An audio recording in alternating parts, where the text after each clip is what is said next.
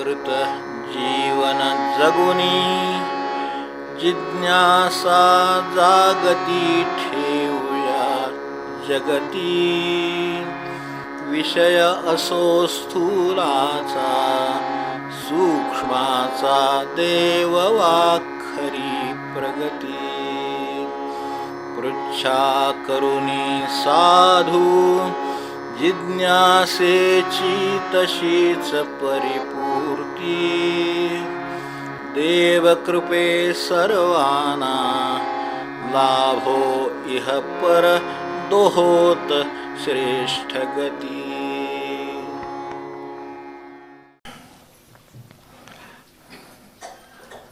मूकं करोति वाचालं पङ्गुं लङ्घयते गिरिं यत्कृपातमहं वन्दे परमानन्दमाधवम्.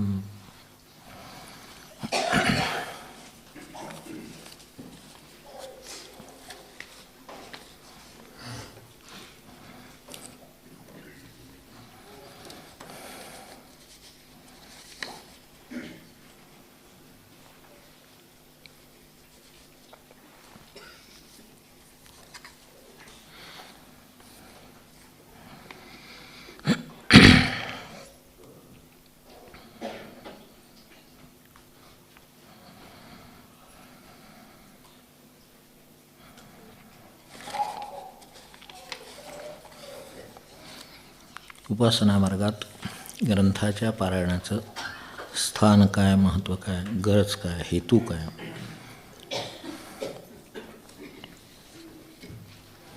आणि त्यातून दुसरा प्रश्न आहे की नामाचं आणि पारायणांचं प्रमाण किती असावं. आपल्याला नुसतं नामात राहून आनंदात राहता येत नाही, तोपर्यंत पारायणाच्या प्रमाणाची गरज आहे. त्या प्रमाणात पारायण असावं जेणेकरून मी पुन्हा नामात जावं. त्यांना पारायणात राहावं अशी मुक्कामाचं ठिकाण नाही, तर वाटेत जाताना आपल्याला मदतीची किंवा टप्प्याचे जशी गरजा लागतात तशी ह्याची गरज आहे. आणि साधारणपणे जे पारायणाचे ग्रंथ आहेत ते सत्पुरुषांच्या चरित्राचे, बोधाचे असेच आहेत की ज्याची आपल्याला प्राथमिक पातळीवर अत्यंत गरज असते. म्हणजे कुठल्याही पातळीवर गरज असतेच तशी, कारण शिकलेलं तसंच्या तसं लक्षात राहणं आणि अंमलात येणं हे केवळ भाग्यवान लोकांचं काम. बहुतेक सुकृताची जोडी वगैरे त्यांचं ते काम आहे. बाकी आपल्याला ते पुन्हा पुन्हा ते वाचल्याशिवाय, समजून घेतल्याशिवाय आपले निस्संशय आपण निस्संदेह आणि साधनेतल्या सातत्यात आपण राहणार नाही. म्हणून ही गरज आणि त्याचं महत्त्व आहे. हेतू एक आहे की ज्या गोष्टी नुसत्या बोधाच्या असतील, आपल्याला ऐकू येतं ना, काय अडचण नाही. बघा ना, बघा ऐकू येतं आहे. हां, तर यातलं स्थान आपल्या लक्षात आलं साधारण. आता याचा हेतू काय की एखादी गोष्ट नुसता बोध म्हणून ऐकणं वेगळं आणि जगलेला बोध वेगळा. जे प्रत्यक्ष आहे त्याला आणखीन काही प्रमाण लागत नाही, त्याचा परिणाम अत्यंत सखोल असतो. की हे म्हणजे ह्यात जे आर्तिक संतांच्या सारांशाने सगळ्या गोष्टी आल्यात त्याच्यातलं हा एक मुद्दा आहे. सद्गुण स्वप्नीचे वाटले त्यांनी जगून याद आवेले.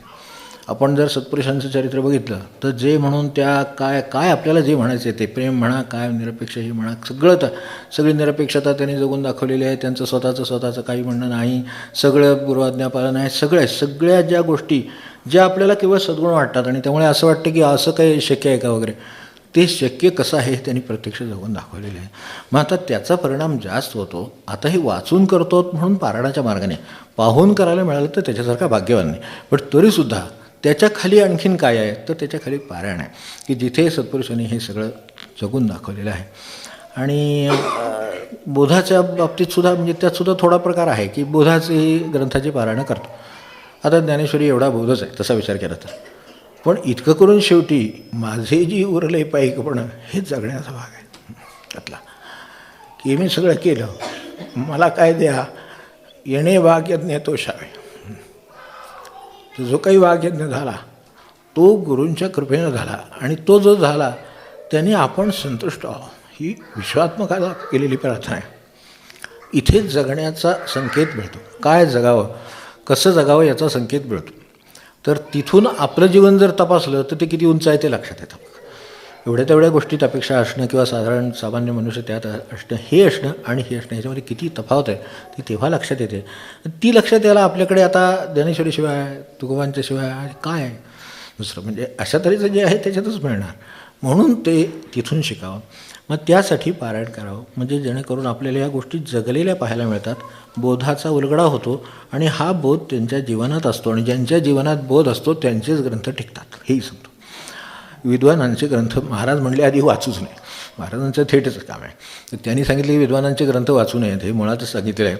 तर सत्पुरुषांचे वाचावेत हेही म्हटलं आहे, पण तरीसुद्धा विद्वानांचे ग्रंथ वाचू नयेत त्या अर्थाने ते टिकत नाहीत. त्या काळापुरता किंवा कशापुरता, विषयापुरता, एवढा विषय पुढे काही नसतं त्याचं. ह्या ग्रंथाचा सखोल ठसा उमटलेला असतो.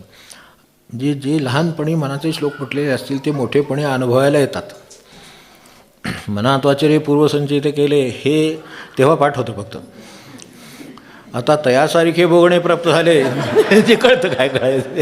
आता सांगा पारायणाचा उपयोग आहे की नाही आणि त्याचं स्थान काय आहे. तर ते आता यातून बघा. आता नामाचं ते आहेच. हे जर आपल्याला एवढं पटलेलं असेल तर मनुष्य नामाच्या बाहेर येणारच नाही. तो म्हणेल त्याच्या, म्हणजे महाराजांना जसं ते म्हणले ना की मला तुमच्यात वावरायचं म्हणजे खाली यावं लागतं, हा जो मुद्दा आहे त्यातला खाली यावं लागतं. खाली आणि एक अधोरेखन आहे ते खाली यावं लागतं. त्यांना हे म्हणजे हे भानगडे नको असतात खरं म्हणजे. ते कुठे असतात, पण शेवटी असं आहे जो खाली आहे त्याला वर आणण्यासाठी त्यांना भगवंताने ते घातलेलं आहे जन्माला आणि ते त्यांच्याकडून करून घेतलेलं आहे सगळं. म्हणून त्यासाठी ते त्याच्यात येतात, त्यांच्याबरोबर सगळा खेळ करत. म्हणून ते चिखलात जसं ते दाचून दाखवलं तसं आहे ते त्यांचं. ते सगळं करून दाखवतात आणि जेणेकरून त्यांना हे दाखवायचं असतं प्रत्यक्ष की हे तिथून वर जाता येतं आणि अखंड त्याच्यातही राहता येतं. म्हणून महाराजांच्या बाबतीत अनेकांनी ह्या शंका व्यक्त केलेल्या आहेत. ते जप करताना दिसले नाहीत कधी, फारसं काही दिसत नाही. माळ वगैरे कुठे दिसत नाही, घेऊन बसलेत बाबा त्यांचा आता अर्धा तास आहे, अर्धा तास आहे, 3 तास आहेत वगैरे, असं काही दिसत नाही. जे एवढे आता नामावतार म्हणल्यानंतर आता खरं म्हणजे ते तर नुसते माळ घेऊन दिले पाहिजे. बरं, असं घेता येत नाही किंवा तसे संत नाहीत असंही नाही. आपल्याला प्रभाकर महाराज माहिती आहेत, त्यांचा कुठला फोटो माळ्याशिवाय नाहीच आहे, त्यांच्या हातात अखंड माळ आहे. म्हणजे असं नाही असं नाही आहे, पण इकडे ते दिसले नाहीत ही शंका मात्र येते. त्यांच्या हातात 24 तास माळ आहे, मग तिकडे बघून वागा, ते जमत नाही. आणि इकडे बघून ही शंका येते की ती काही त्यांनी फोटो जो आता महाराजांचा ते माळ हातात घेतलेला फोटो वगैरे, तो काही फोटोसाठी घेतले ते हात, त्यांना हे विचार ते त्यासाठी घेतलेलं नाही आहे. त्यामुळे ही स्थानं आपण बरोबर ओळखली पाहिजेत. बोध याच्यासाठीच लागतं.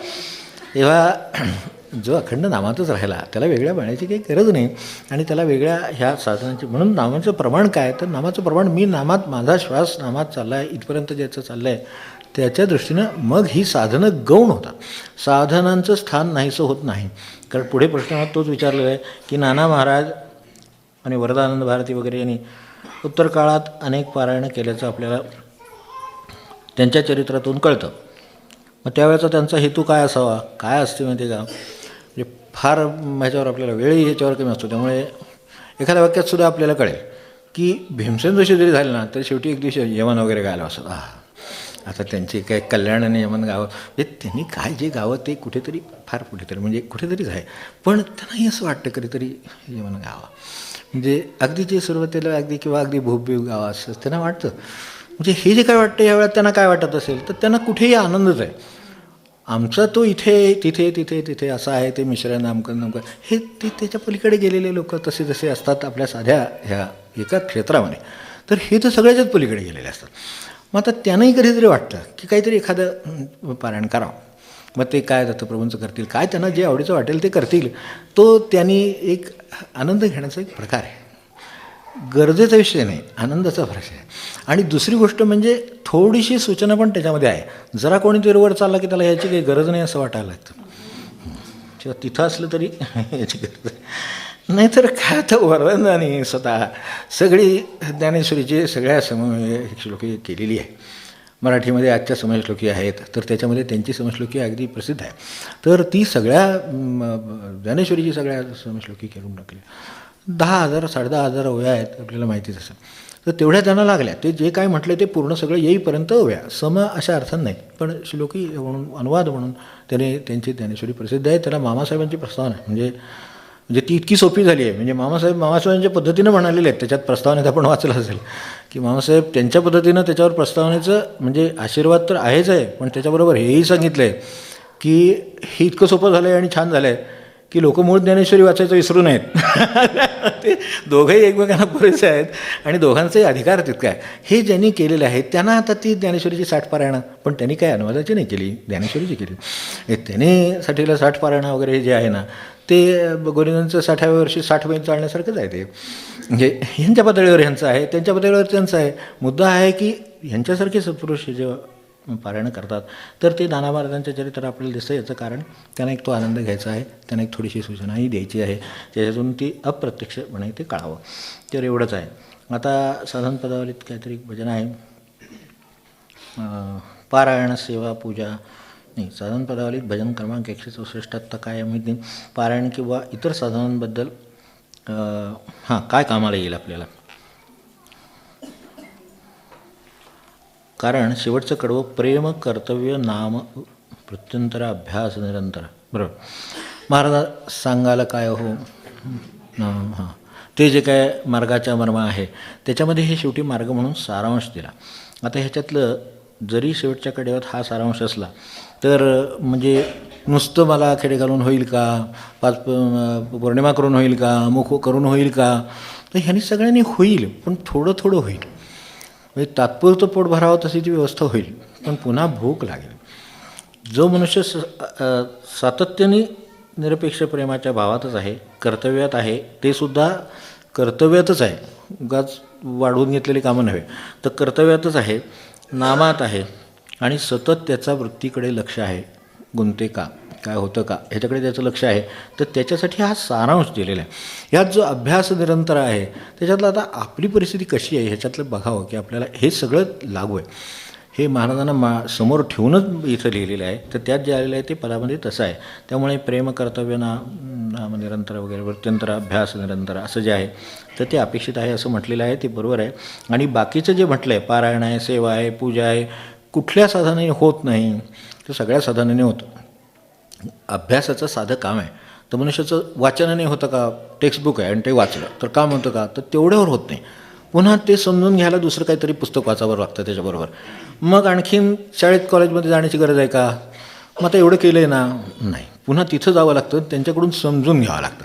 आता समजून घेऊन नुसतं चालतं का, इतकं रिटेन्शन आपलं उत्तम आहे का, तर नाही. म्हणजे पुन्हा आपल्याला नोट्स घ्यावे लागतात परत. म्हणजे ते परत नोट्स घेतो. मग ते नोट्स वाचून नुसते होणार का, तर नाही, परत त्या वाचायला लागणार. एकदा लिहून घेतल्या आणि आता काम झालं असं काही होत नाही. पुन्हा परीक्षेत काय अपेक्षित आहे त्याच्याशी याचा संवाद कसा करावा ह्याच्यासाठी पुन्हा काहीतरी तंत्र परीक्षेचं म्हणून ते पुन्हा शिकावं लागतं. म्हणजे ह्यातनं नक्की काय उपयोगी पडतं, सगळं उपयोगी पडतं. आता त्या प्रमाणात ते उपयोगी पडेल ज्याला जशी गरज असेल. आता एक पाठीपूर्वी हे द्विपाठी त्रिपाठी वगैरे जी मंडळीची आडनाव आहेत ती तशीच आहेत ना मुळात पडलेली. मुळात त्यांना तसं 3 वेळा वाचलं की पुन्हा वाचायला लागत नाही त्यांना आयुष्यात. कधीही ते सांगा ते म्हणू शकतात. द्विपाठी आहेत, एकपाठी लोक आहेत. तर असं एकदा वाचलं की त्यांच्या आता विवेकानंदांसारख्यांचे अभ्यासाचे आणि त्यांच्या चरित्रातले प्रसंग आपण बघितले असतील का, इकडून तिकडे पान सकाळी पुस्तक परत करून टाकतात. 200 पानांनी 300 पानं, त्यांना काय फरक पडत नाही. मग वाचून झालं का तर वाचून झालं. वाचून कसं होईल, एका रात्रीत काही माणसाची 300-400 पानं वाचून होतात का, त्यांची होतात. ग्रहणशक्ती विलक्षण असली म्हणजे हे होतं. ती दैवीच आहे तशी, पण तीसुद्धा त्यांच्याकडे आहे. त्यामुळे ह्या पण वाचण्याची त्यांची पद्धत इथून सुरुवात करायची, त्या टोकाकडे जायचं, मधलं सगळं लक्षात येतं.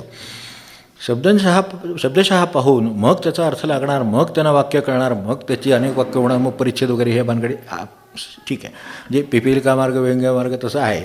तर हे तसं मुंगेच्या मावलाने अशा पद्धतीनं करावं लागतं. पण हेही बरोबर आहे आणि तेही त्यांच्या ठाई बरोबरच आहे. तसं ह्या प्रत्येक ठिकाणी पारायण आहे, सेवा आहे, पूजा आहे, हे सगळं आपल्याला करायला. पूजा न करून चालेल का, तर ह्याचा आता उलट्या बाजूने विचारलेलं ह्यातलं काही नाही केलं तर चालेल.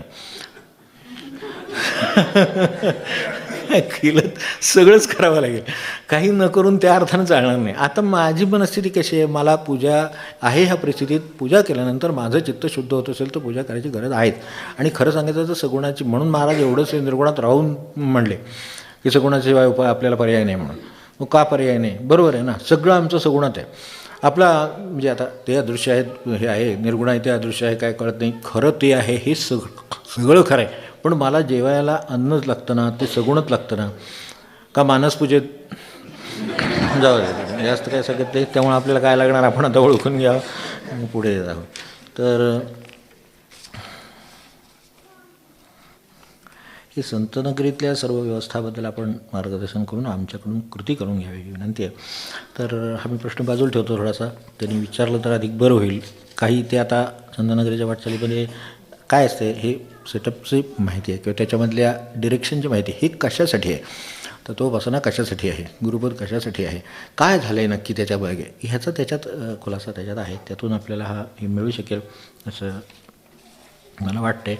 आणि हाही प्रश्न मोठा आहे म्हणून मी तो बाजूला ठेवतो. शांतिमंत्रामध्ये उपनिषदातून जाणून घ्यावे मर्म मी सदा, उपनिषदातील आचार आचरू दे सदा मला, ही प्रार्थना केलेली आहे. तर ह्याच्यामध्ये बाकीचं सगळं उपनिषद म्हणजे तसं खरं सांगायचं ते सार आहे. म्हणून म्हणजे त्याचा मंत्रच असा आहे की घ्यावे मर्म मी सदा, जाणून घ्यावे मर्म मी सदा. त्यातलं मूळ काय म्हणायचं ते समजून घ्यावं. म्हणजे महाराज जसं म्हणले की सगळ्या शंकांची उत्तर झाली, फक्त आता तू राम म्हण म्हणजे झालं, तसं शेवटी त्यात झालेलं आहे. शेवटी ते सांगितलं तसं आपण लक्षात ठेवा. ते त्यातलं मर्म ते आहे. आणि मर्म म्हणजे काय, तर मर्मामध्ये दोन्ही प्रकार असतात. म्हणजे मी रामाचा आहे आणि राम माझा आहे, साध्या भाषेत समजतो. उपनिषदातल्या भाषेमध्ये आपण अहम ब्रह्मास्मी वगैरे ती जी 5 महावाक्य वगैरे सांगितली ती एवढ्यासाठीच सांगितली, ते बरोबर आहे त्यांचं. पण त्याच्यामध्ये सार येतं म्हणून ती महावाक्य म्हणून प्रसिद्ध आहेत. तर तेवढी लक्षात ठेवली तरी चालतील. पण ती जरा लक्षात ठेवायला अडचणीची आहेत. त्याच्यापेक्षा महाराजांचे किंवा या भाषेत सोपं आहे. महाराजांचं म्हणणं एकदम सोपं आहे. ते काय आहे, राम हा माझा आहे ही भक्ताची एक भूमिकाच आहे. ह्यात काही चुकीचं नाही आहे. उपनिषदातलं मर्म पुन्हा ब्रह्मवाक्यातून पुन्हा तेच आहे. अहम ब्रह्मास्मी ते त्या सगळ्यामध्ये पुन्हा मर्म इथंच आहे. तर राम माझा आहे ही भावना पण बरोबर आहे आणि अशाकडून पुढचा प्रवास भक्तीचा होणार हे बरोबर आहे. पण मी रामाचा आहे या भावनेमध्ये पुन्हा वेगळा भाग आहे. हां, मी सोडला, मी माझे विसरे किंवा राम माझा आहे म्हणजे काय, तसं तर माझ्या अनेक गोष्टी आहेत त्यामध्ये राम असणार, तर तसं नाही आहे. मीच मुळात रामाचा आहे, त्यामुळे आता माझं काय राहिलं, माझं काय राहिलं नाही, असा मर्माचा प्रश्न आहे तो. की मर्म समजून कसं घ्यावं, तर हे राम माझा आहे म्हणजे मी त्याला कामाला लावू शकणार त्याला. मी त्याला म्हणणार धनुष्य की हाती ही माझ्यावर प्रसंग आला आहे, मी रामाचा आहे, मी मिळलो तरीच आहे, काय असेल ते तो बघेल. कारण मीच मुळात रामाचं आहे म्हटल्यानंतर रामाला मला काय ठेवायचं आहे, कसं ठेवायचं आहे, बरं ठेवायचं आहे, काय आजारी ठेवायचं आहे, काय अमुक करायचं आहे, काय यशाचं आहे अपयशाचं आहे, मी रामाचं आहे मला माहिती आहे. म्हणजे जर उद्या अपयश आलं तर रामाच्या भक्ताला अपयश आलं असं होईल, मग ह्याचा विचार रामाने करा. ह्या भावनेत हे मर्मातला फरक, तर दोनमध्ये हा एवढा फरक आहे, तेवढा लक्षात घेतला तरी चालेल. तर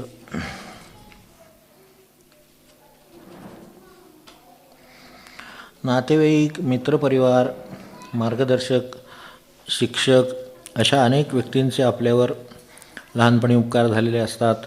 त्यातल्या काहींचे संबंध जाणं येणं हे काही गावात असल्यामुळे किंवा संबंध असल्यामुळं परगावी असले तरी असल्यामुळे जाणं येणं राहतं. त्यांच्या पिढीतली लग्न, कार्य, समारंभ याला जाणं हे संयुक्तिक वाटतं. त्याचबरोबर त्यांची मुलं बाळं यांच्या संदर्भात काही कार्यक्रमाला जाणं हेही संयुक्तिक वाटतं. पण त्यांच्या पुढच्या पिढीच्या कार्यक्रमाला म्हणजे उदाहरणार्थ नातवंड असं इथे उदाहरणार्थ नातवंड, त्यांची बारसं, त्यांची शिक्षणं, त्यांचे लग्न यांच्या संदर्भात आपण सहभागी होणं किंवा लक्ष घालणं हे आपलं कर्तव्य आहे का?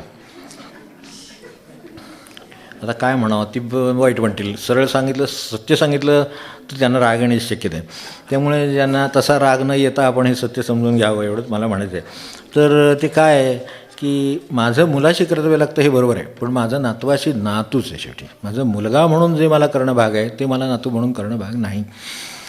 हे कुठेतरी त्या पिढीला थांबावंच लागेल, नाही तर शेवटी पंटवाचं ते तेवढं एकदा म्हणजे झाली म्हणजे मी जायला मोकळा, कुठले मोकळे होतात ते पंटवाचं लग्न बघायची वेळ येईल परत, तेवढंच राहिलं म्हणजे.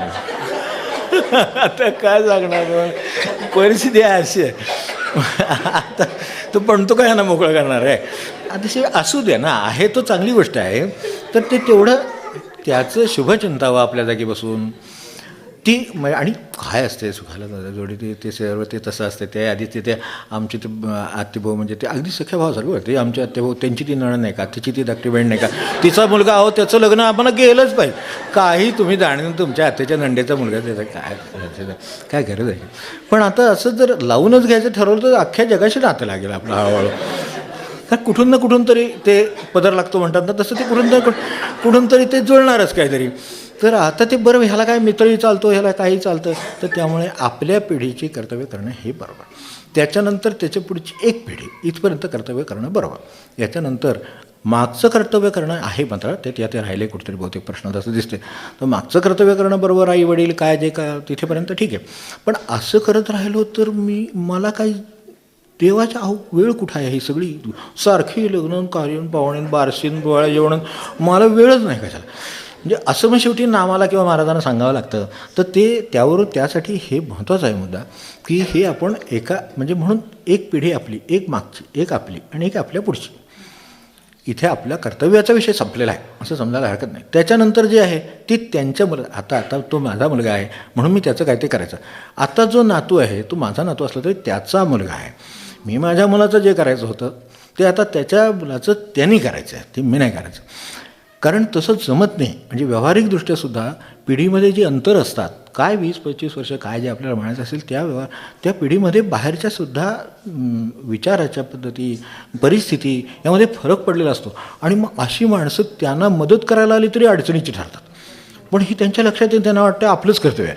आपलं काही कर्तव्य नाही, आपल्या मुलाचं होतं ठीक आहे, पुतण्याचं होतं इथपर्यंत ठीक आहे, ते त्या पिढीच्या पर्यंत ठीक आहे. त्याच्या पुढचं निघालं की थांबावं लागेल. कारण मागे म्हणून आपल्याकडे त्रयी म्हणतात ते बरोबर आहे, श्राद्धामध्ये वगैरे हे 3च पिढ्या आहेत, त्याच्यापेक्षा जास्त काही विचार करत नाही. मला वाटतं हे 3च पिढ्यांचा विचार करतात. त्यावेळेला एकदा विचार हा मनात आला होता की मागची 4थी-5वी पिढी त्यांचं उद्धारायचं वगैरे त्यांचं नको का काही काम. शास्त्राला सुद्धा ते अपेक्षित नाही. म्हणजे त्यांनी आता ते उद्धरले असतील असं समजावं असंच अपेक्षित आहे. आपल्याला जेवढं काय आठवते काय वडील आजोबा पण जबा हे एवढं खूप झालं. म्हणजे ह्याच्यापेक्षा जास्त विचार करायचं कारण नाही. तसं आपल्या मागची एक पिढी, आपली स्वतःची पिढी आणि आपल्या पुढची एक पिढी इथपर्यंत हे बाकीच्या. कारण ह्या कार्यक्रमांना काय अंत नाही. आणि नसेल तर आपण कार्यक्रम काढणाऱ्यापैकी लोक असल्यामुळे शेवटी प्रेम आहे प्रपंचाचं, त्यामुळे ते त्यामुळे पुढे वेळ नाही मिळणार. त्यामुळे ते आपलं कर्तव्य नाही. आपलं कर्तव्य कुठेपर्यंत चालतं ते आपल्याला सांगितलं. आपल्या मृत्यूनंतर मागे राहिलेल्या परिवारातल्या लोकांना उपयोगी पडावं, त्यांना काही आधार मिळावा, तर ह्या हेतून आपण विमा उतरवतो. काही वेळेला त्यांच्यासाठी सेविंग करतो. यावेळी उपयोगी येईल असं वाटतं तो पैसा. तर मी श्री महाराजांकडे माझा विमा उतरवला, वेगळीच कल्पना, माझा विमा उतरवला आणि त्याचा हप्ता म्हणून मी नाम घेतलं तर ते अधिक योग्य होईल काय. प्रश्न तर छानच आहे, करत नाही. माझ्यानंतर कुटुंबियांना तो लौकिक किंवा पारमार्थिक या दोन्ही बाबतीत सहाय्यकारी ठरेल आणि तेही कितीतरी पटीनं. ही बरोबर आहे. तर नाम हे मोस्ट कन्व्हर्टेबल आहे आणि असं नाम जर माझ्या परिवारासाठी अधिक आणि मला असं आहे व असं नाम माझ्या परिवारासाठी अधिक उपयोगी होईल, सिद्ध होईल असं मला वाटतं. तर असं होऊ शकेल काय. गरज आहे ती नाम आणि महाराजांबद्दल किंवा सद्गुरूंच्याबद्दलची श्रद्धा आणि खात्री बाळगण्याची. असं झालं तर परिवारातल्या सर्वांना वेळेवर मदत, मार्गदर्शन, रक्षण हे सगळं खात्रीनं मिळेल आणि ते या व्यावहारिक विम्यापेक्षा किंवा त्या काय जे मग कशी म्हटलं डिपॉझिट काहीतरी म्हटली त्यांनी सेविंग्ज, तर त्याच्यापेक्षा कितीतरी मोलाचं ठरेल. आता हे मला वाटतं ही तिथली अडचण आहे. हे सगळं जसंच्या तसं होईल, हे शंका काही नाही.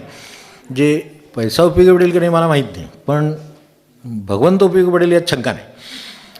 कारण ते त्यावेळेला काय परिस्थिती झाली असेल ते माहिती नाही. अर्थात ह्यात कोणी विमावले वगैरे असेल तर त्यांनी क्षमा करा, हे त्यांच्या विरोधात नाही आहे. मुळात हे ते करावं हरकत नाही, पण शेवटी पैसा आहे ना शेवटी तो. तर त्यामुळे त्याची उपयुक्ततेची क्षमता ही कन्व्हर्टेबल अशा अर्थाने नाही आहे. आपण त्याला most convertible currency, most convertible समजतो. जसं मोस्ट कन्व्हर्टेबल असलं तर आजार बरा करून दाखवा, नाही जमत. मोस्ट कन्व्हर्टेबल आहे मला पाय थकले मला चालवून दाखवा, नाही जमत. पण नामाचं जर बळ असेल तर मनुष्य अख्खी वारी चालू शकतो. म्हणजे माझ्यासमोर गोंधळायला गेलो, मागे म्हणलं ना दर्शनाला, खूप वर्षापूर्वी दर्शनाला गेलो, तर ते भयानी क्रचसनी खाली जाताना आपल्याला माहिती आहे ते चालणं कसं त्रासाचं असतं वगैरे, हे सगळं झालं. उभं राहिलो, हात जोडले, तर माझ्या मागोमाग फक्त हे गुडघ्याचं हे असतं खाली बाय नाहीत दोन्ही, असा मनुष्य टप टप टप टप खाली आला त्या ह्याच्यावरनं चटचट उतरून पायऱ्या, माझ्या मागणं येऊन तो नमस्कार करून हात वर करून कट्ट्याला. उंचीचे भाग कमी झाला ना, 1.6 फूट उंची कमी झाली तिथली पायाच्या ह्याच्यापासून गुडघ्यापासून खाली काय नाहीच आहे. तर ते गुडघ्याचे जे काय पाय झाला थोडक्यात, म्हणजे तो जो आधार झाला त्यावर चालत त्यांनी वर हात करून पेढा घेऊन नमस्कार करून तो गेला त्या पायऱ्या चढून, दुसऱ्या बाजूने ज्या पायऱ्या आहेत त्या चढून गेला. म्हटलं फार सुखात ठेवले आपल्याला. म्हणजे काय नाम हे काय आहे आता त्याची एवढी तो, आणि तो त्यांच्या ओळखीवरून माझ्या ते खाली आल्यावर लक्षात आलं की ह्यांचा दैनंदिन याच्यातला माणूस आहे, नेहमीच्यातला मनुष्य असला पाहिजे. त्या अर्थी तो थेट आला, लगेच त्यांनी नमस्कार केला, लगेच त्यांनी त्याला प्रसाद दिला, तो गेला. पण म्हणजे त्याचा वेगळा विचार त्यांना करावा असं वाटलं नाही. ह्याचाच अर्थ ते नित्यक्रमातली गोष्ट असली पाहिजे त्याची. त्याला हे करता येतं, म्हणजे नाम काय करता येतं, तर नाम मला हे घेऊन चालता येत नाही, अडचण आहे.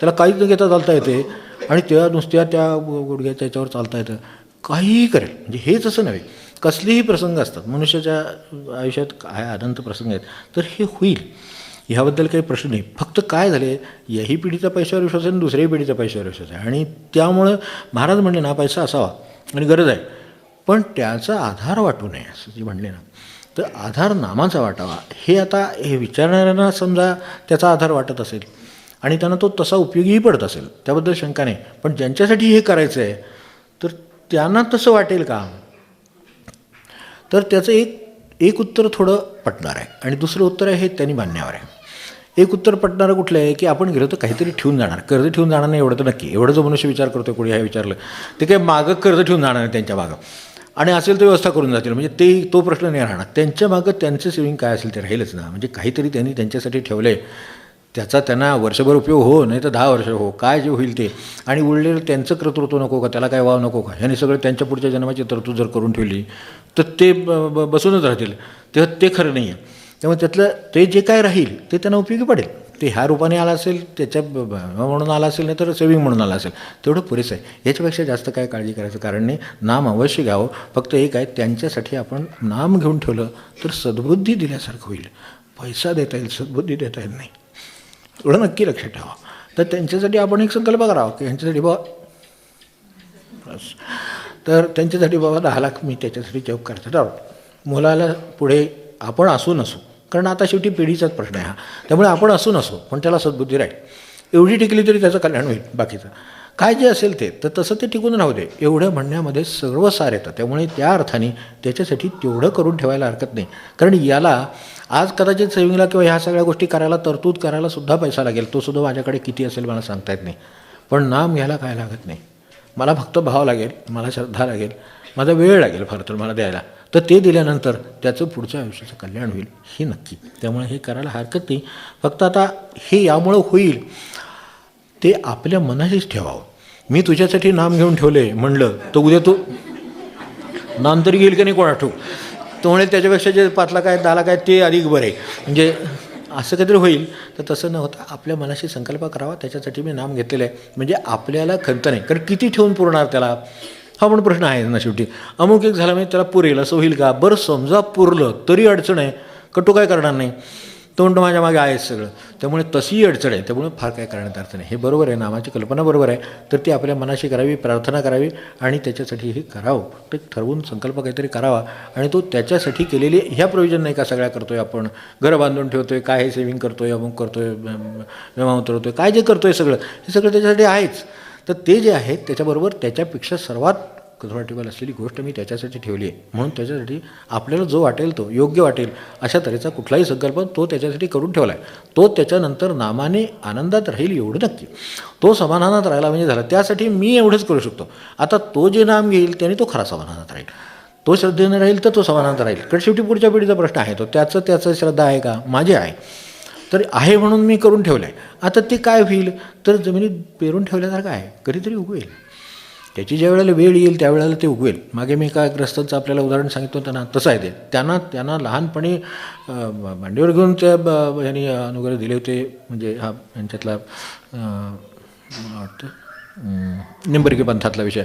तर त्यांना ते दिलेलं त्यावेळेचं नाम त्यांना मधल्या ह्या ॲक्सिडेंटमध्ये आठवेल असं झालं. तिथून पुढं मध्ये काहीही संपर्क आला नाही.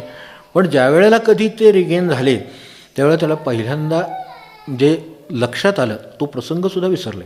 लहानपणी आपल्याला महाराजांनी नाम दिले हा सुद्धा प्रसंग विसरायला झाला, पण ते जे दिलेलं होतं ते तिथेच होतं. हे नामच राहू शकतं एक वेळा, बाकीचं नाही राहू शकत. हे कारण आता बघितलं आहे आपण, ते नोटाबंदी आली म्हणजे झाले गेलं सगळं. तर तसं काय उद्या आणखीन प्रकार आला तर त्यात ते जाईल, नाम कुठं जाणार नाही, ते तिथंच राहणार. आणि ते त्यांचं उगवलं केव्हा त्याच्यानंतर तर तुम्हाला नाम दिल्याचं स्मरण झालं म्हणलं हरकत नाही. आता फक्त प्रार्थना करीत राहा की मला ते आठवू दे, मला ते आठवू दे, एवढी फक्त प्रार्थना करा. मला तुम्ही काय दिलं आहे, म्हणजे किती वर्षापूर्वी, 40-50 वर्ष, कारण 10व्या वर्षी साधारण ही घटना आहे आणि हे 60वी गोष्ट आहे. तर 50 वर्षापूर्वी दिलेलं नाम त्यांनी ही प्रार्थना करीत राहिली. एक दिवशी त्यांना एकदम ते आठवलं की हे आपल्याला दिलं होतं. बस तिथून पुढे आता ते आणि ते असं ते आता सोबत आहे. तर हे होऊ शकतं, तर एवढं करायला हरकत नाही. आणि ही आपली आणि सद्भावनेचं उत्तम प्रतीक आहे असं मी समजतो. सद्भावनेचं आपली जी सद्भावना आहे त्यांच्याबद्दलची त्याचं उत्तम प्रतीक आहे, काय हरकत नाही. मला हा देह या जीवाचा उद्धार व्हावा किंवा मुक्ती मिळावी यासाठी उधारीवर मिळालेला आहे. हे बोधपाठाचे असावा काय संदर्भ कदाचित. मिळताना कार्यक्षम अशी इंद्रिय, देह, मन, बुद्धी यांच्या शक्तीसह मिळालेला आहे. तर असा हा देह परत देतानाही सर्व इंद्रिय, कर्मेंद्रिय ही कार्यक्षम असताना द्यावा. जरा, व्याधी इत्यादी येण्या अगोदर तो देह भगवंताला परत व्हावा अशी परमेश्वराच्या चरणी प्रार्थना करणं हे योग्य आहे काय? प्रार्थना करणं योग्य, अशी अपेक्षा करणं योग्य नाही. कारण देणाऱ्यांनी दिलेलं आहे, तर नेणारा नेणार. ते ज्याने दिला त्याला न्यायचा अधिकार आहे, त्यामुळं तो काळाच्या सत्तेच्या अधीन आहे. आता ह्यात काय होईल कदाचित पुढे अजून आहे ते वास्तव वाटलं तर, की दुसऱ्या शब्दात मृत्यूच्या वेळेपर्यंत देह कार्यक्षम राहावा हे देहबुद्धी असल्याचं लक्षण आहे काय? बरोबर आहे, आपल्याला कार्यक्षम असावं, स्वावलंबी हरेकाने व्हावे शक्य तिथे तसे, हे बरोबर आहे. पण ते सुद्धा माझ्या हातात आहे काय? मुळात आधी जो मला देह मिळाला त्याच्यामध्ये एवढ्या सगळ्या कार्यक्षमता होत्या, त्या काय मी ठरवून झाल्या का?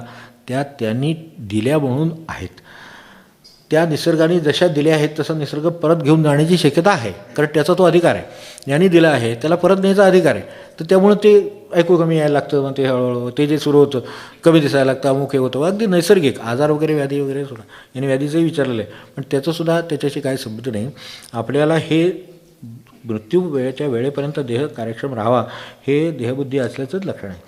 कार्यक्षम राहावा, कशासाठी कार्यक्षम राहावा? मी नक्की काय करीन, मला काय सांगता येतं की माझी बुद्धी स्थिर राहील, तर मी नामातच राहीन, अमुक करीन, असं सांगता येत नाही. त्यामुळे त्यांना जसा ठेवायचा आहे तसा त्यांनी ठेवावा आणि कार्यक्षम ठेवावा ही प्रार्थना आहे.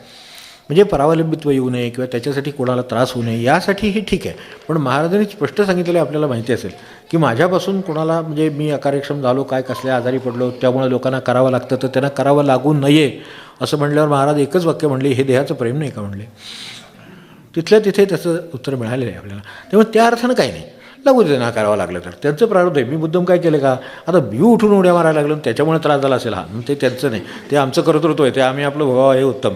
तर तसं देहबुद्धी असं लक्षण आहे. यातला सर्व भाव दुसऱ्याकडून आणलेले, म्हणजे मूळ भाव काय आहे तो लिहिलेला आहे की हा भाव दुसऱ्याकडून आणलेली वस्तू अशी परत करताना आपण जशी एखादी वस्तू स्वच्छ करून किंवा जशीच्या तशी किंबहुना त्यात काही भर घालून ती देतो किंवा ती भरून देतो, तर तसं ते आणि ते कर्तव्य समजतो, तसं देह परत देण्यामागचा भाव आहे. भाव चांगला आहे, भाव शुद्ध आहे आणि त्या भावाला प्रतिसाद मिळेल. देहाचं काय होईल मी सांगत नाही, भावाला प्रतिसाद मिळेल आणि तो तेवढाच पुरेसा आहे. ह्याच्यापेक्षा आणखीन काय त्याच्यावर विचार करण्याची गरज नाही. तर तो पहिली गोष्ट माझं हे जे मिळालेलं आहे ते त्याला देण्यापूर्वी माझं कर्तव्य करणं हा त्यातलं खरं काम आहे. माझं जे कर्तव्य आहे ते उधारून जाण्याचं आहे, त्याच्यासाठी ते मला मिळालं. दुसरं कशासाठी मिळालं तर माझं प्रारब्ध भोगून संपवण्यासाठी मिळालं. हे जे आहे एवढं काम झालं की आपल्यापुरतं त्याचं काम झालेलं आहे. आता तो किती काळ राहावा, कसा राहावा, काय राहावा, त्यांना तसा ठेवावा असा वाटतोय तसा तो राहावा. त्यात जो आनंद आहे तो कशात नाही आहे.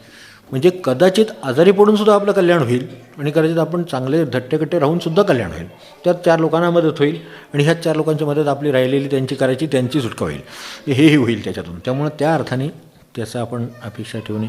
पण भाव हा जरी आता वस्तूच्या बाबतीत आहे, म्हणून आपण म्हणू शकतो की बाबा आपण एखाद्याच्याकडून समजा काय एखादं पातेलं आणलं, एखादी वस्तू आणली, तर ती आपण देताना त्याच्यात काहीतरी भरून देतो, एखादी वस्तू भरून देतो, धान्य भरून देतो. आपल्याला पूर्वीपासून हा सवय आहे, कधी आणलेली वस्तू रिकामी परत करत नाही. त्याच्यामध्ये आपल्याकडे काय असेल ते त्याच्यात घालतो आणि त्याला परत देतो. तर या अर्थाने हे नाही परत करता येत, हे नष्ट होणारी वस्तू आहे. ही जी दिलेली आहे ती यद दृष्टम तन नष्टम याखाली येणारी आहे, त्यामुळे ती नष्ट होणारी आहे. ते नष्ट होणारी वस्तू ती नष्ट होणार, तो निसर्गाचा क्रम आहे.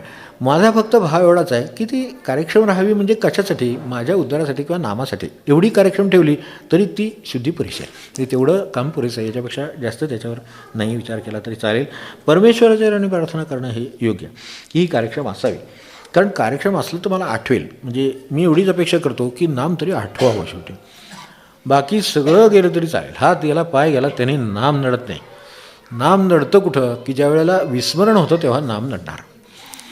म्हणून स्मरण राहावं ही सर्वात उत्तम प्रार्थना आहे, बाकी काय नाही. स्मरण राहिलं ना तर तो नाम घेईल. आता जो स्मरण असताना नाम घेतो त्याला विस्मरण झालं, अंतकाळाचा विषय चालला आहे, तर तशी जर वेळ आली तर ते नाम घेण्याचं काम माझं आहे, हे आपल्याला उदाहरण दिले. आश्वासन नव्हे, खात्री दिलेली आहे की तिथे ते नाम घेण्याची, त्यांनी जर स्मरण असताना नाम घेतलेलं आहे तर त्याच्या अंतकाळी किंवा विस्मरण झालं किंवा देह यांना व्याधीने ग्रस्त झाला, काय झालं तर ते घेण्याची जबाबदारी माझी आहे. हे महाराजसुद्धा खरं करून दाखवलेले आहे, सत्पुरुषांनी खरं करून दाखवलेलं आहे. आणि ज्ञानेश्वरीतलं आश्वासन आहे. आपण 8वा अध्याय वाचतो थोड्यासाठी, तर त्याच्यात ते स्पष्ट आहे. येण्याआधी विघ्ने निवारी.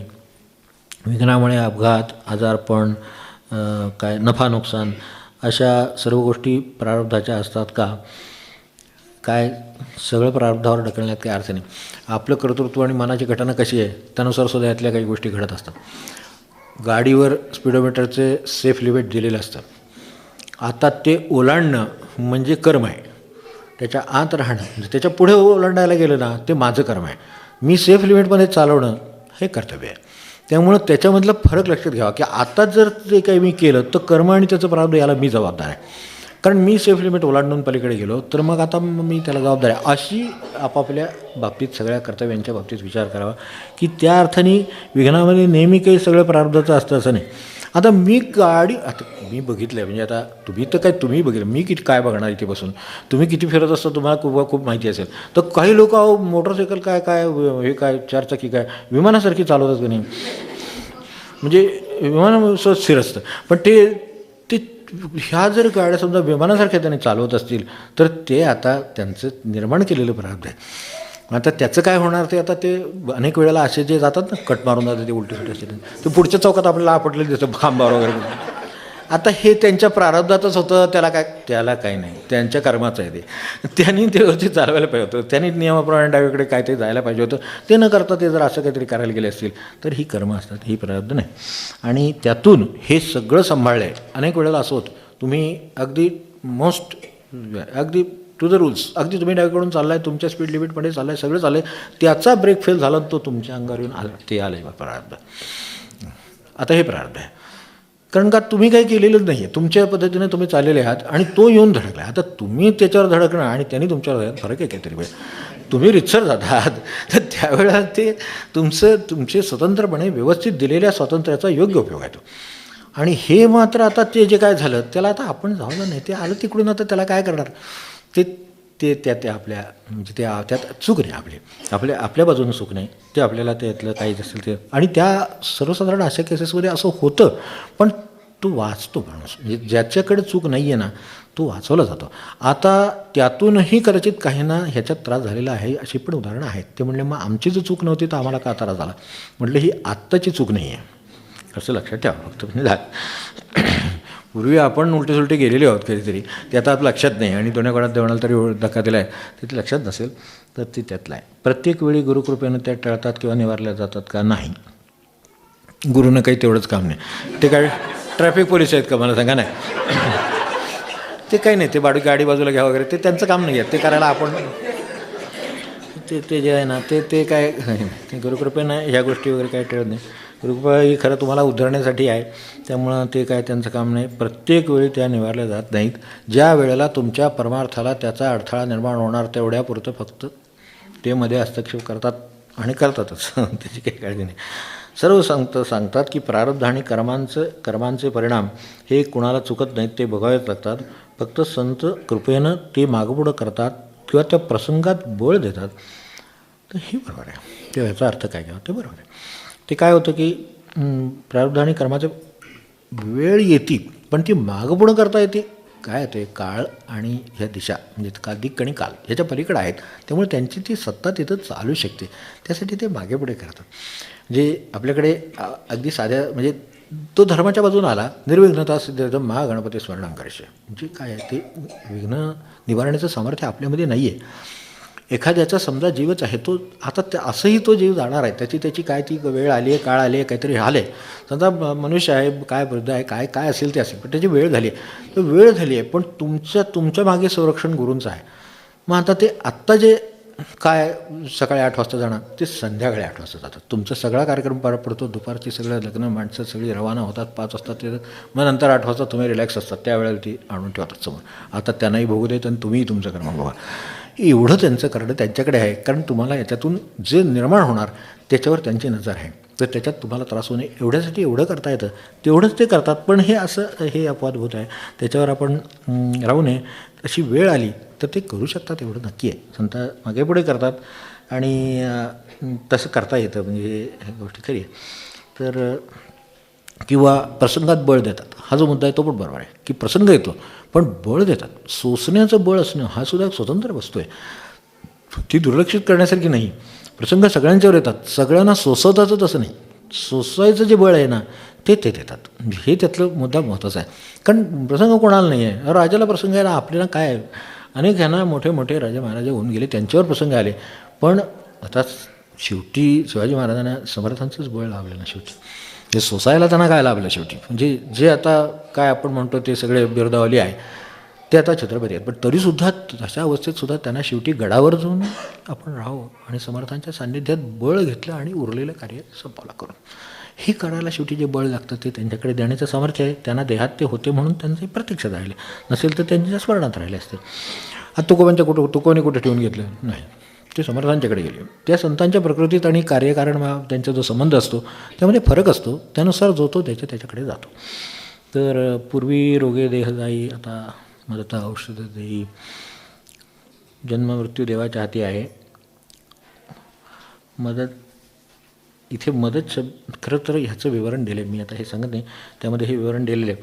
आता मदत औषधं देई म्हणजे नुसत्या रोगाने मनुष्य जात नाही, आता औषधाने जायला लागला आहे असं म्हणायचं. काहींचे समज वाचताना असं होतो की पूर्वी रोगाने जात होते, आता काय औषधाची मदत झाल्यामुळे माणसं वाचायला लागली, आता वेगळीच मदत होते. म्हणजे मदत होत नाही असं मला म्हणायचं नाही, की बरं करण्यासाठी औषध आहे पण ते बरं झालं की दुसरं काहीतरी होण्याचं विषय त्याच्यातच आहे. त्यामुळं हा साईड इफेक्ट्स हा अलीकडे आले आहे. असे नमाला वगैरे अशा पूर्वीच्या गोष्टींना काही साईड इफेक्ट वगैरे नव्हते, अन्नाने पोट भरेल सरळ असा सरळ व्यवहार होता. तसं तर नाही, औषध दिलं आहे की त्याच्याबरोबर. आणि जर म्हणजे वाचू नकाच, म्हणजे वाचत असालच कोणीतरी तरी, पण तरीसुद्धा तसं जर काय वाचलं एखाद्या औषधाबद्दल माहिती, तर तिकडे त्या बाजूला त्यामुळे हे होईल ते होईल ते होईल ते होईल ते, म्हणजे जे काय बरं होण्यासाठी आपण घेणार आहे ना त्याच्यापेक्षा 10 तरी गोष्टी तुम्हाला आयुष्यात होतील असं ते वाचलं की नाही की हातपायच गळतात. म्हणजे आता औषध न घ्यावं तर हे सुचत नाही, आणि ते होणार आहे म्हटलं तर त्याची आठवण झाली नुसती तरी ते सहन होत नाही. मग आता ह्या असं झालं ते. त्यामुळं आता औषधाने आणि त्यांनीसुद्धा आता हा एक दुष्परिणाम होतात. म्हणजे जे रोगाने दिला जातो तो आता औषधाने सुद्धा जातो, अशी वेळ आली आहे. ती आता ती म्हणजे ॲक्सेप्टेड आहे, मान्य आहे किंवा सगळ्यांना ते कळलेलं आहे. तर त्यामुळे याच्याविषयी जरा त्याच्यात हे ज्याच्यातलं आहे बोधपाठाचं, त्याच्या मागं त्याचं विवरण आता आहे, तर त्यामुळे त्यात बघितलं तरी चालेल. लग्नानंतर केवळ सासरची मंडळी येतात म्हणून संतनगरीत यावं लागलं. अरे बापरे. तर कित्येकदा सुटी मनासारखी घालवावी असं वाटत असताना सुद्धा इच्छेविरुद्ध इथे यावं लागतं. अरे मला ही कल्पना नव्हती, नाही तर मी त्यांना बोलवून सांगितलं. म्हणजे खरोखर यांनी मला नंतर भेटलं तरी चालेल, म्हणजे जर कोणी असेल इथे आता हजर किंवा हजर आहे की नाही मला माहीत नाही, पण ते जे कोणी असतील तर ती येतात. त्यामुळे बरं इच्छेविरुद्ध इथे यावं लागतं. पण म्हणजे एक तर त्यांची चूक असलीच पाहिजे, त्यांना समजावून देईन, तुम्ही आधी सांगितलं नव्हतं काय ना, किंवा ते आल्यानंतर तुम्ही येणार नाही असं तर का नाही ठरवलं तुम्ही नाही आलाच तर झालं असतं. आता तुम्ही इतकी वर्ष आलात, तुम्हाला नाम घरी घेऊन बसून करता येतं, हे सगळं कळलेलं आहे आता. मग तुम्ही घरी बसून नाम घ्या, जाऊ दे, त्यांना काय कशाला संघर्ष करत बघा. पण तसं ते नाही आहे. तर आता त्यात पुढं काहीतरी अडचण दिसते. पण इथं आल्यावर मन रमतं. आत्ता काय करा, कधीच कंटाळा येत नाही. पण घरी काहीच उपासना किंवा नामस्मरण असं काही होत नाही, तर मी नक्की काय करावं? अशा प्रकारच्या उपासनेचा किंवा साधनेचा काही उपयोग होईल का? म्हणजे जी सक्तीनं झाली त्याच कदाचित असेल, हे बनायचं असावं. तर आणि मुळात याला उपासना असं म्हणता येईल का?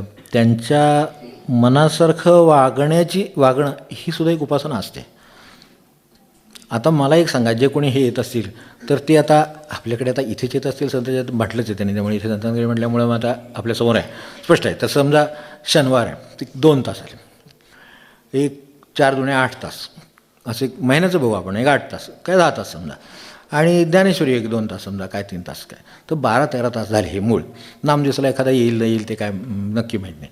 तर समजा एक 12-13 तास, 15 तास, 16 तास समजा अगदी, तर हे सगळं मिळून एक दिवससुद्धा होत नाही उपासना. मग आता ह्या सगळ्या अखंड महिन्यातले एक 15-16 तास त्याला दिले तर ते फार बिघडते असं नाही. आपण घरात राहतो त्यावेळेस सगळं मनासारखं म्हणून आनंदाने राहतो का? त्यातसुद्धा आता जाऊ दे, त्यांच्यासाठी हे करतो, त्यांच्यासाठी हा पदार्थ करतो, त्यांच्यासाठी हे खातो, त्यांच्यासाठी हे करतो, ते करतोच की सगळं. मग ते त्यांच्यासाठी, हे देवासाठी आहे आणि त्याचा आपल्या उद्धारासाठी उपयोग आहे. त्यांना काय उपयोग होणार आहे तो झालेलाच आहे, म्हणूनच ते येतात. तर त्याच्याबरोबर त्यांच्यासाठी हे आहे, म्हणजे त्या अर्थी ते आपल्यासाठी सुद्धा आत्ता आपल्याला कल्पना येत नाही आहे की ह्याच्यात, कारण इथे मन रमतं आहे हे पण आहे, इथे आल्यावर मन रमते, कधीच कंटाळा येत नाही. मग आपल्याला ते लक्षात ठेवावं सध्या. आणि नंतर मग ह्याची आता हे बरोबर आहे, म्हणजे म्हणून म्हटलं ना, कोणी ते हे प्रत्यक्षात विचारलेलं बरं की त्यांच्या मला हे घरची सासरची कोण मंडळी येते मला कळली, म्हणजे चांगल्या अर्थाने सांगायचं तर मी त्यांना बरोबर हे समजावून देईन. म्हणजे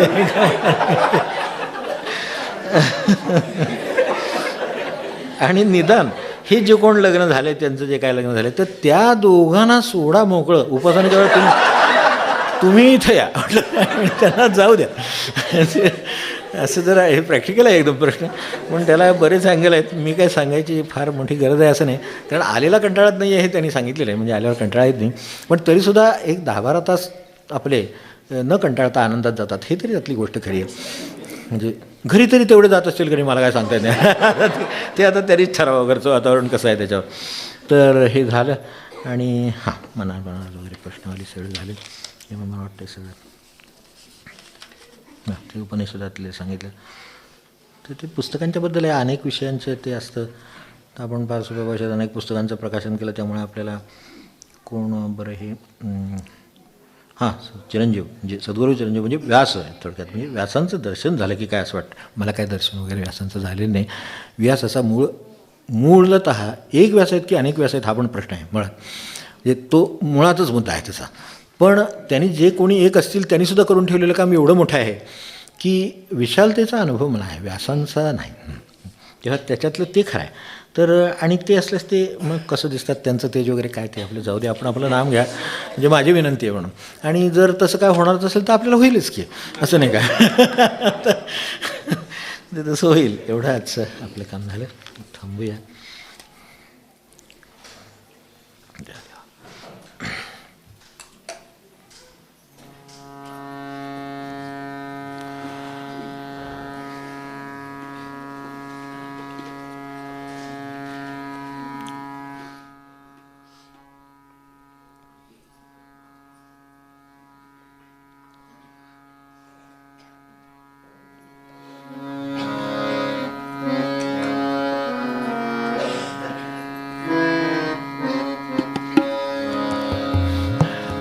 त्यांचा त्रास कमी व्हावा म्हणून मी आत्ता एकदम माझ्या लक्षात आलं हे पद घेतलेलं बरं. सुखे संसार करा. मला वाटतं सगळं पद घ्यायला नकोच, जाऊ दे. त्यात करा स्वामी सेवा, त्यात करा स्वामी सेवा, संसार करावा, सुखे संसार करावा, सुखे संसार करावा. त्यात करा स्वामी सेवा, त्यात करा स्वामी सेवा, संसार करावा सुखे, संसार करावा सुखे, संसार करा. सुटीला गेला बाहेर तरी चालेल.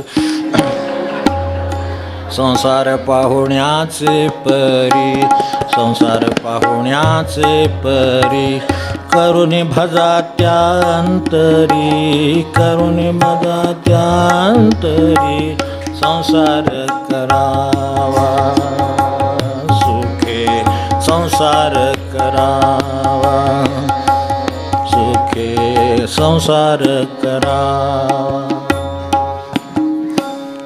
नित्य दर्शनासी यावे, नित्य दर्शनासी यावे, स्वामी चरण भावे पाहावे, स्वामी चरण भावे पाहावे, संसार करावा सुखे, संसार करावा सुखे, संसार करावा. मूल सासुऱ्यासी राहे, मूल सासुऱ्यासी राहे, वेळोवेळी आठवी माये, वेळोवेळी आठवी माये, संसार करावा सुखे, संसार करावा सुखे, संसार करावा.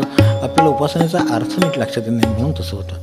आरतीमध्ये जे आत्ता सुरुवातीला आपण म्हटले की सुखसहिता दुःखरहिता ते जे आहे ना, निर्मळ एकांता, माये विण माहेर विश्रांती ठावा, हे सासरी पण नाही माहेरी पण नाही आहे, ते फक्त त्यांच्याकडेच आहे की जिथे त्या अर्थाने न अडकता देणारं मिळणारं प्रेम हा जो विषय आहे हा फक्त तिथे आहे. म्हणून एवढं ते त्याला म्हणावं असं वाटतं. तर तसं हे खरं तसं आहे. मूल सासुऱ्यासी राहे, मूल सासुऱ्यासी राहे, वेळोवेळी आठवी माये, वेळोवेळी आठवी माये, संसार करावा सुखे, संसार करावा सुखे, संसार करावा. तैसे चित्त सर्व प्राणी, तैसे चित्त सर्व प्राणी, दृढ ठेवा स्वामी चरणी, दृढ ठेवा स्वामी चरणी, संसार करावा सुखे, संसार करावा सुखे, संसार करावा. आणि नाम जीवे भावे, आणि नाम जीवे भावे, त्यांचे सर्वत्रानी घ्यावे, त्यांचे सर्वत्रानी घ्यावे, संसार करावा सुखे, संसार करावा सुखे, संसार करावा. संसारी असोनी तो नाही, संसारी असोनी तो नाही, अंती जाईल स्वामी पायी, अंती जाईल स्वामी पायी, संसार करावा सुखे, संसार करावा सुखे, संसार करावा. त्यासी नाही यातायात, त्यासी नाही यातायात, सत्य सांगे स्वामी सूत, सत्य सांगे स्वामी सूत, संसार करावा सुखे, संसार करावा सुखे, संसार करावा. काय त्याचं स्वरूप संसाराचं अजून लक्षात आलं नाही, ते बरोबर आहे. नवीन लग्न म्हणून त्याच्याशी संबंध झाले तरी त्याचं स्वरूप नक्की माहिती नाही. म्हणजे त्याच्यापेक्षा हे विसाव्याचं आहे हे नंतर कळतं आणि त्या अर्थाने ते विसाव्याचं नाही हेही तिथे नंतर कळतं. मग तोपर्यंतचा काळ आहे थोडा जरा आपण थोडा धीर धरून सबरीनं घालावं, म्हणजे नंतर आपोआप ते काय जे व्हायचं ते होईल. असं बरोबर चांगलं होईल.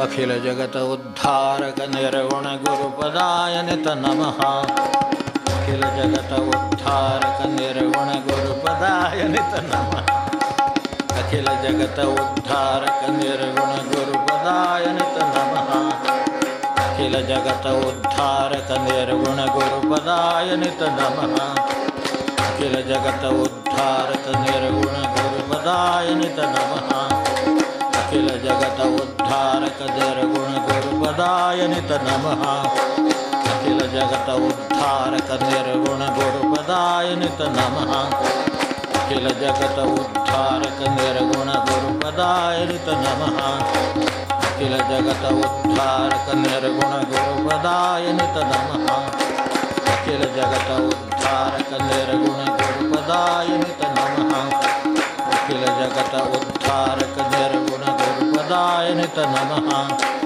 अखिल जगत उद्धारक निर्गुण गुरुपदाय नित नमः अखिल जगत उद्धारक निर्गुण गुरुपदाय नित नमः अखिल जगत उद्धारक निर्गुण गुरुपदाय नित नमः अखिल जगत उद्धारक निर्गुण गुरुपदाय नित नमः अखिल जगत उद्धारक निर्गुण गुरुपदाय नित नमः अखिल जगत उद्धारक निर्गुण गुरुपदाय नित नमः अखिल जगत उद्धारक निर्गुण गुरुपदाय नित नमः अखिल जगत उद्धारक निर्गुण गुरुपदाय नित नमः अखिल जगत उद्धारक निर्गुण गुरुपदाय नित नमः अखिल जगत उद्धारक निर्गुण गुरुपदाय नित नमः अखिल जगत उद्धारक निर्गुण गुरुपदाय नित नमः अखिल जगत उद्धारक निर्गुण गुरुपदाय नित नमः अखिल जगत उद्धारक निर्गुण गुरुपदाय नित नमः अखिल जगत उद्धारक निर्गुण गुरुपदाय नित नमः अखिल जगत उद्धारक निर्गुण गुरुपदाय नित नमः अखिल जगत उद्धारक निर्गुण गुरुपदाय नित नमः अखिल जगत उद्धारक निर्गुण गुरुपदाय नित नमः अखिल जगत उद्धारक निर्गुण गुरुपदाय नित नमः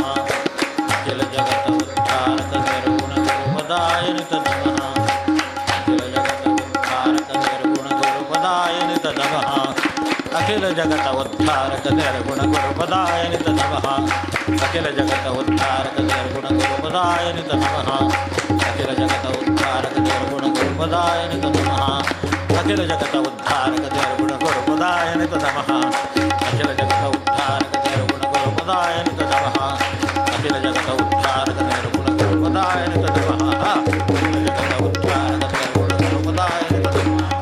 अखिल जगत उद्धारक निर्गुण गुरुपदाय नित नमः अखिल जगत उद्धारक निर्गुण गुरुपदाय नित नमः अखिल जगत उद्धारक निर्गुण गुरुपदाय नित नमः अखिल जगत उद्धारक निर्गुण गुरुपदाय नित नमः अखिल जगत उद्धारक निर्गुण गुरुपदाय नित नमः अखिल जगत उद्धारक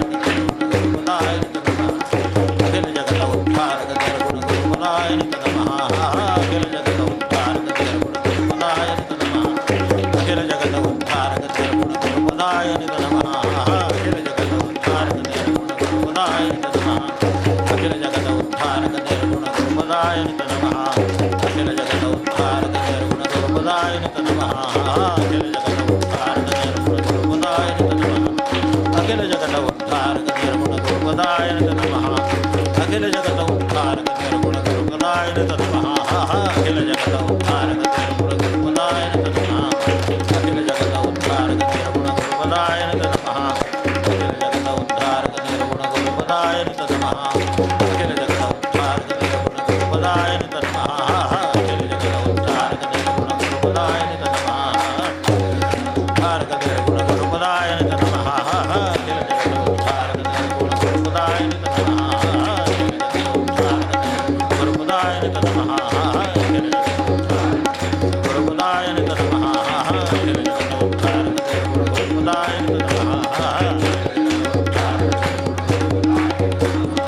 अखिल जगत उद्धारक निर्गुण गुरुपदाय नित नमः अखिल जगत उद्धारक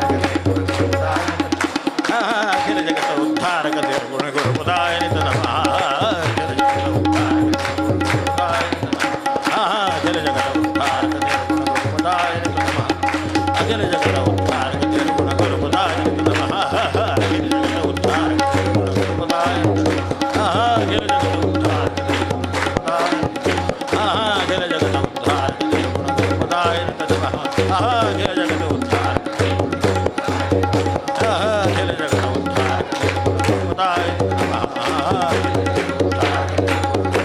अखिल जगत उद्धारक निर्गुण गुरुपदाय नित नमः अखिल जगत उद्धारक निर्गुण गुरुपदाय नमः अखिल जगत उद्धारक निर्गुण गुरुपदाय नमः अखिल जगत उद्धारक अखिल जगत उद्धारक निर्गुण गुरुपदाय नमः अखिल जगत उद्धारक निर्गुण गुरुपदाय नमः अखिल जगत उद्धारक निर्गुण गुरुपदाय नमः अखिल जगत उद्धारक अखिल जगत उद्धारक निर्गुण गुरुपदाय अखिल जगत उद्धारक निर्गुण गुरुपदाय नमः अखिल जगत उद्धारक निर्गुण गुरुपदाय नमः उद्धारक निर्गुण गुरुपदाय नमः उद्धारक निर्गुण गुरुपदाय नमः अखिल जगत उद्धारक निर्गुण गुरुपदाय नमः अखिल जगत उद्धारक निर्गुण गुरुपदाय अखिल जगत उद्धारक निर्गुण गुरुपदाय नमः अखिल जगत उद्धारक निर्गुण गुरुपदाय अखिल जगत उद्धारक निर्गुण गुरुपदाय नमः अखिल जगत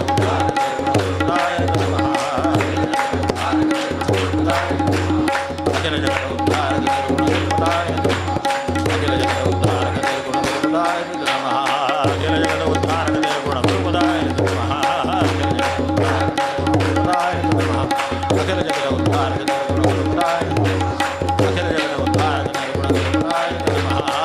जगत उद्धारक निर्गुण गुरुपदाय अखिल जगत उद्धारक निर्गुण गुरुपदाय नमः अखिल जगत उद्धारक निर्गुण गुरुपदाय अखिल जगत उद्धारक निर्गुण गुरुपदाय नमः अखिल जगत उद्धारक निर्गुण गुरुपदाय अखिल जगत उद्धारक निर्गुण गुरुपदाय नमः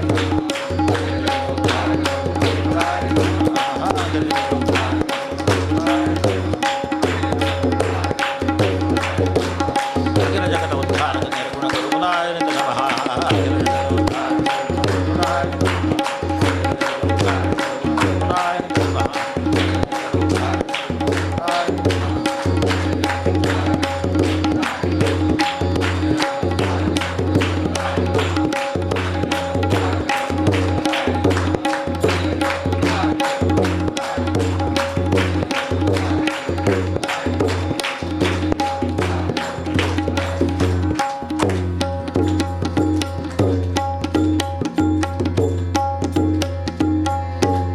विठ्ठल विठ्ठल विठ्ठल विठ्ठल विठ्ठल विठ्ठल